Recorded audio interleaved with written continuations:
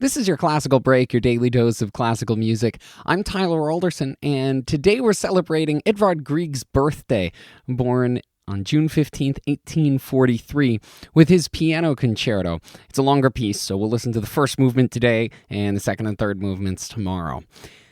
Grieg had an excellent musical education, whether he liked it or not. His mother was a music teacher, and by the age of 15, he was impressive enough to impress Ulla Bull, the world-famous violin virtuoso, and Bull convinced Grieg's parents to enroll him in the Leipzig Conservatory, founded by Mendelssohn, and one of the premier conservatories in Europe. This is where the whether he liked it or not comes in. Grieg hated the stuffy, strict environment of the conservatory, and it didn't help that he almost died of pleurisy and tuberculosis, both diseases that ravaged his lungs. But he also apparently learned a lot while he was there, and he became an accomplished piano player and a composer. His time in Leipzig also introduced him to one of his main musical influences, Schumann. Grieg studied with one of Schumann's friends, and he saw Clara Schumann playing her late husband's piano concerto. He was captivated by what he heard. So much so, in fact, that he was willing to give up something very valuable to get his hands on the music. According to Grieg, he traded the only manuscript of his own first string quartet for a copy of the score of Schumann's piano concerto. Whoever it was that he traded with never did anything with that quartet, and to this day, that manuscript has not been found. The piece is lost, possibly stored away somewhere in Europe. But while Grieg lost that quartet, he got new inspiration for a piano concerto of his own. And after leaving the conservatory, getting married, settling down, becoming a father, Grieg started work on his new concerto. It was premiered in Copenhagen, and it became one of the most popular piano concertos of the 19th century, helping to kickstart Grieg's career. One admirer was another world-famous virtuoso, Franz Liszt, who invited Grieg to come visit him, and then he sight-read through the entire concerto, much to Grieg's delight. He loved it. He told the young composer, "Keep going, don't let anything scare you." He also suggested some corrections to the orchestration, which Grieg made, but Grieg was constantly editing this piece, right up until he died, and he eventually re-edited Liszt's edits out again. So what you'll hear today is the inspiration of a younger Grieg, edited and rearranged as he got older and wiser. But even with all that tinkering, the concerto has never lost the youthful spark it had when Grieg first wrote it. The opening is about as dramatic as you can get, a drum roll on the timpani before a cascading phrase for the pianist. While Grieg explores a ton of other thematic material and keys throughout the piece, this introduction sets the mood in a dark, moody minor. And after everything that happens in the movement, we come right back around to where we started with that big, dramatic cascade from the piano finishing the movement off.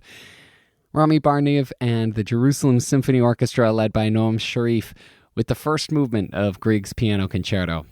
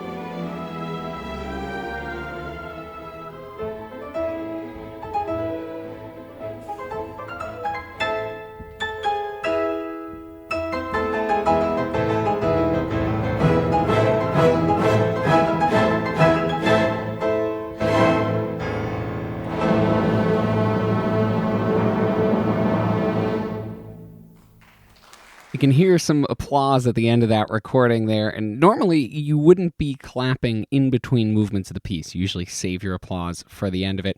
But I'd like to think the people were just so taken aback by Grieg's writing that they just had to start clapping. And Grieg would have appreciated that. He didn't like the idea of everybody just sitting in stone silence right until the end. He liked people showing their appreciation whenever they wanted. Thanks to the Jerusalem Symphony Orchestra for putting that up on musopen.org, and thank you for listening. If you have the chance, please rate and review this podcast wherever it is that you're getting it. I'm Tyler Alderson, and tomorrow for your classical break, we're continuing with Grieg's Piano Concerto, the second and third movements. See you then.